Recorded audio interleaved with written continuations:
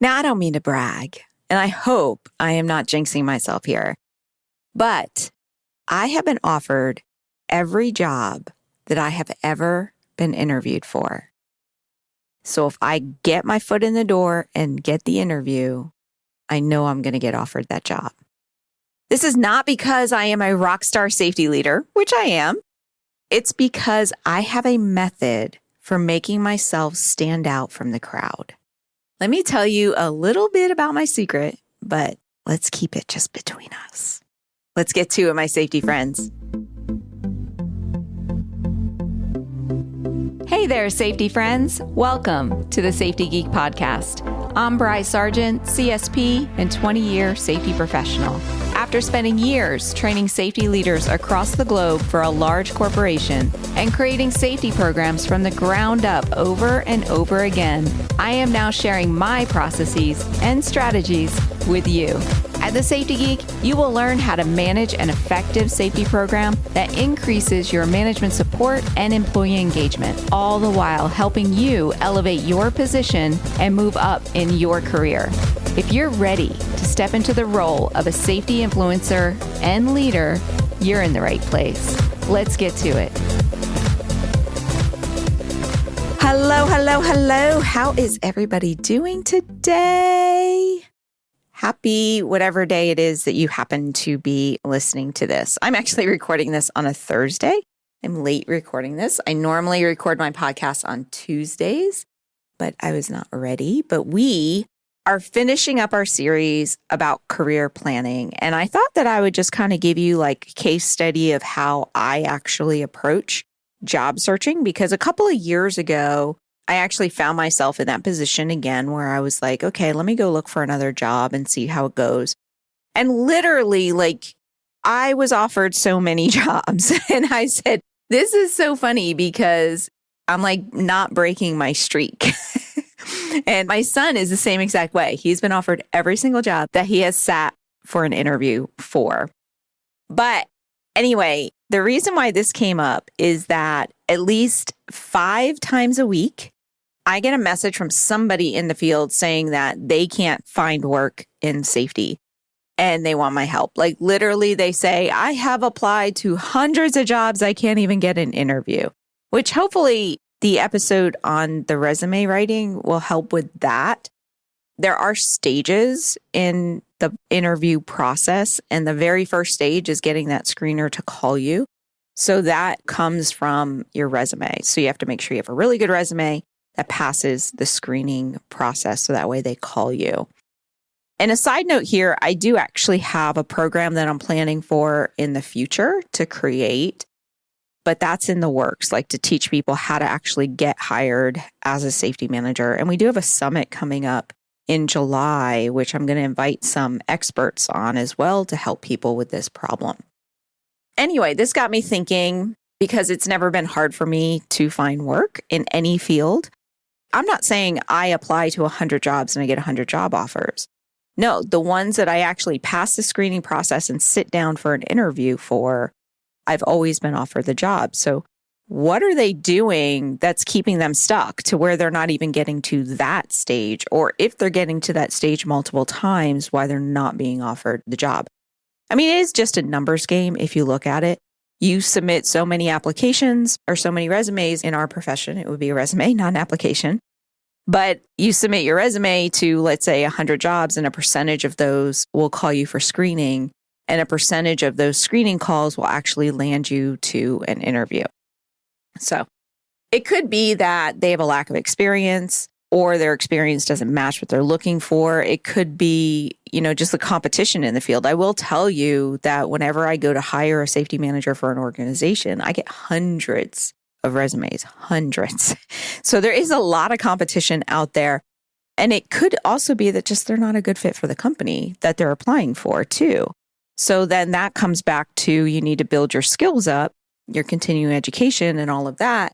So you have the skills that will apply to any organization. But if you're finding yourself in this situation, I do have some tips that I have always used that have helped me get those job offers, at least in my mind. I think it's what set me apart. And maybe I didn't accept all the jobs that I've been offered. Like I've been offered jobs where the pay just wasn't there. And I have a certain pay that I am willing to do work for. If you don't meet it, the answer is going to be no. It's really nice to have that freedom to actually turn down positions. But I've always been given the offer. So first off, the very first tip I have for you, other than having a really good resume, is one, personalizing your resume to the job. So a lot of times what we do is we have one resume and that's all that we use. And that's the thing that we submit to everybody. And then what we personalize is the cover letter. Well, the very first gate that you need to pass is through the screening process. And the screening process is going to be looking for very specific things. And I gave you some hints on this, I know before, about how you look at the job posting, and that will literally tell you what they're looking for. So put the things in the job posting into your resume. So that will help you get past that screener. So you have one base resume that you use, but then you take that base resume or template resume, whatever you want to call it, and then you customize it based on that job. All right. So it does take work, but if you want the job, do the work. I mean, that's basically the reason why people will pass you by, is because they're doing the work to get the job. And employers can see that, like you really want it and you've done the work. For example, I was recently hiring a copywriter for the Safety Geek. And people would send me examples of their writing, but I specifically said in the post, if you want to win extra points, write something based on one of my blog posts. And literally, out of the 150 people that applied for this position, only 2 people did that. So like personalizing things and really relating it to the job posting will help you get through that screening process. Number 2 is know your answer to common interview questions. And then practice your responses. So that way they come out flowing like, hey, you know this stuff. You're confident in your response. But more importantly, you want to reframe your responses to be how hiring you helps the organization, how you can help them achieve things that you helped other organizations achieve. So if you have a history of reducing mod rates, or you have a history of reducing injury rates, or you have a history of increasing efficiencies, whatever it is that you know you're skilled at, you can say, look, this is what I did at this other organization. And I looked at your organization and I can see that you have these types of hazards in your industry. And I can apply the same practice to there to reduce those types of injuries. So that if you show that you've actually done some research about the organization, that helps as well. And this will get you past the screener, because what happens is the screener is going to call you. It's generally like the HR manager, right? The HR manager does not make the hiring decision. It's the boss of the position that's going to make the hiring decision. Or maybe the whole management team together, but it's not going to be the HR manager alone or a talent acquisition employee, right? So you have to get past that person, and they are going to ask every single person they call the same exact questions. So if you Google common interview questions and then just practice your responses to them, but reframe them in a way that you're showing confidence, that you've researched the company, and that hiring you is going to benefit the company. That's what they want to know. They don't care about you. They care about what you can do for them. So make sure you're always talking about what you could do for them. And then when you show up for the interview, that's the next stage. Once you've gotten past the screener, you might have 1 interview, you might have 2, whatever. When you show up for the interview, have a 1-sheet ready and a portfolio. So a 1-sheet is basically, if you do a search for a speaker's 1-sheet, that will give you an example of what I'm talking about, because hardly anybody does this for a resume. But once again, I like to stand out. So if you create a 1-sheet that basically has your image and tells pertinent facts about yourself, like maybe your personality testing results, your hobbies, anything about your family, plus your experience and why you chose the field that you did, and anything like that, just a really quick reference sheet in color, and you hand it to them when you walk into the interview, they can pair that with your resume. And then when they're making that decision, you're going to stand out because they actually have your image.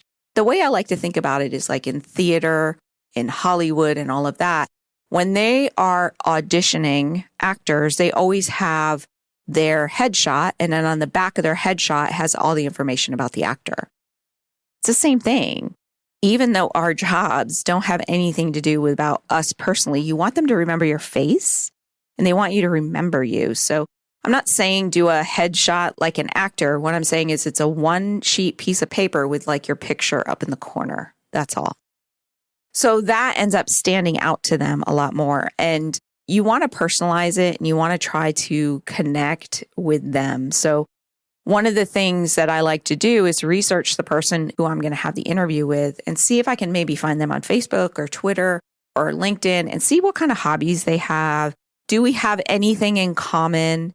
And I try to make sure that I know that before the interview as well. I don't make anything up. If I'm not interested in football, I'm not going to talk football with the person. I could just say like, hey, I prepare for the interview by looking at your LinkedIn page and I see that you're a football fan. That's really cool. How did you get into it? Right.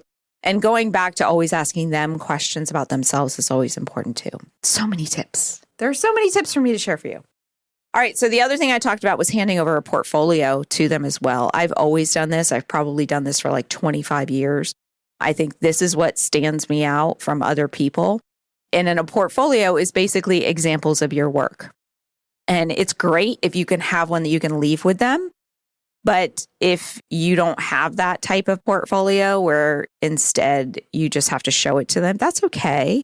And you don't want it to be huge. Like if you're leaving it with them, if somebody left me with like a booklet portfolio, I would be like, okay, they're a bit over the top. But if it was just a folder with like 3 or 4 documents in it, as an example, that's really helpful.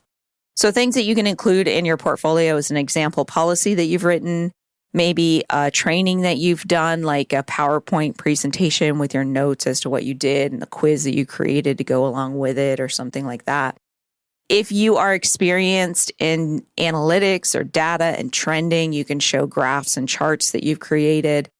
And if you have a history of showing improvements, use those graphs and charts to show the improvements that you've made at other organizations. Obviously, you want to keep any data that you do use cleaned, right? You want to take out any personal information. However, showing it is kind of important. And any projects that you completed. So one of the things I like to teach is that everything that you do is a project, and then those projects should have an after action review. And that after action review could be the results of like why we did this project, our expected results, what the results were, what did I find that was difficult, and how did we work through it? You know, those type of things. So a couple of projects in there as well. So that would be the portfolio that I hand to them, just like in a manila envelope or something like that. Like, hey, I gathered some of my work and here it is for you. I used to do a paper newsletter. I would always throw one of those in there too.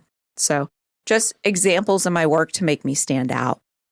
Now, I know that we have shifted from regular interviews of, my time 4 years ago or 5 years ago to more virtual interviews. And in fact, I generally like to start with virtual interviews, even like going back before Zoom was popular, right? So I do understand that most interviews today are going to end up being virtual, at least in the beginning. You can actually put your portfolio on a website, like creating your own personal website, I think is an amazing idea. I've personally never done it.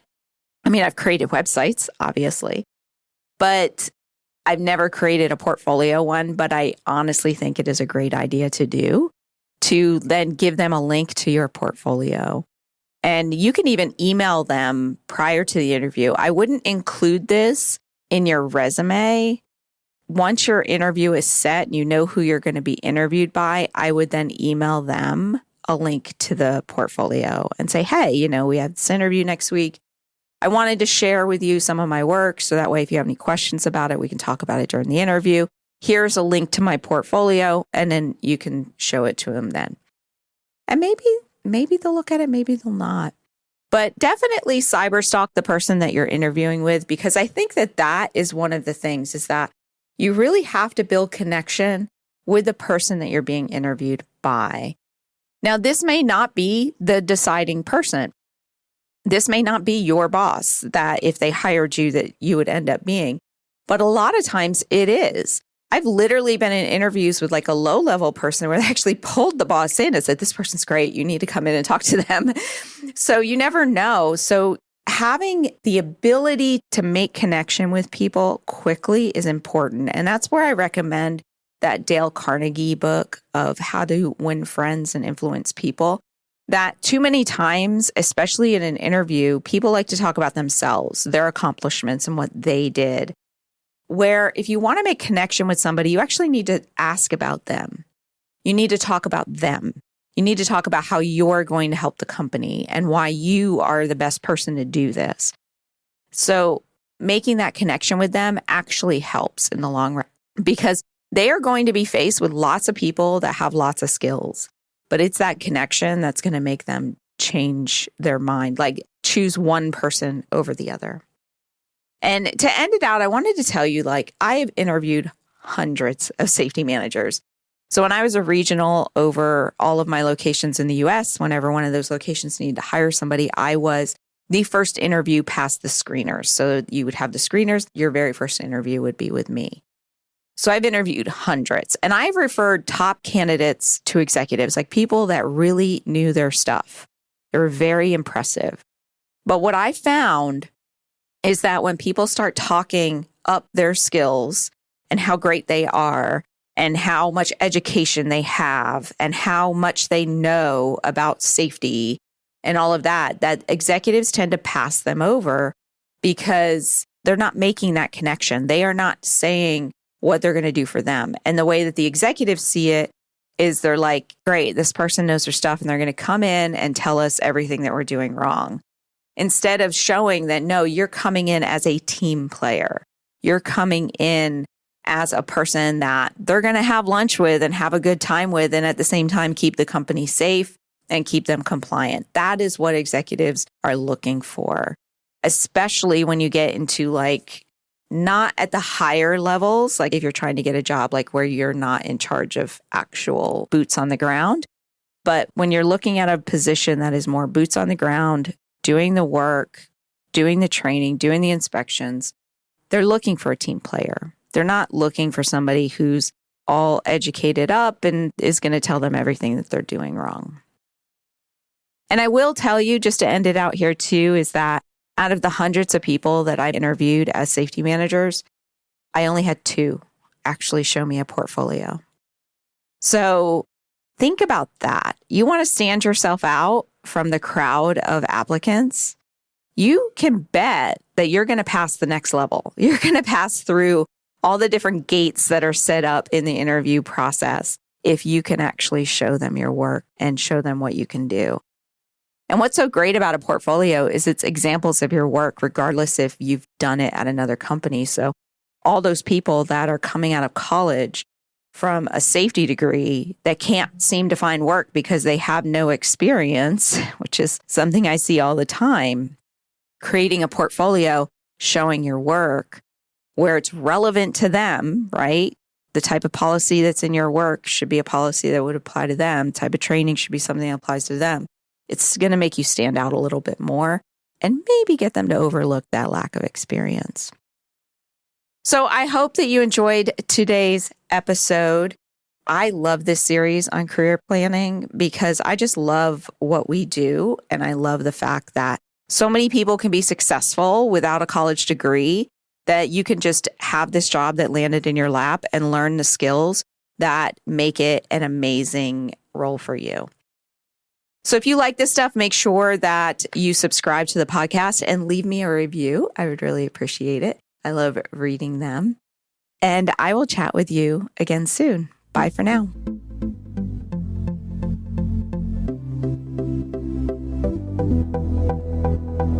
Hey, if you're just getting started in safety, or you've been at this for a while and are hitting a roadblock, then I want to invite you to check out Safety Management Academy.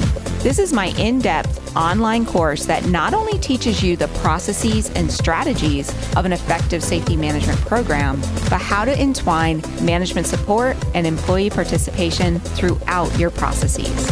Are you ready to finally understand exactly what you should be doing and ditch that safety police hat forever? Then you have got to join me and your fellow safety scholars over at Safety Management Academy. Just go to thesafetygeek.com/SMA to learn more and to get started. That's thesafetygeek.com/SMA. And I will see you in our next students only live session. Bye for now.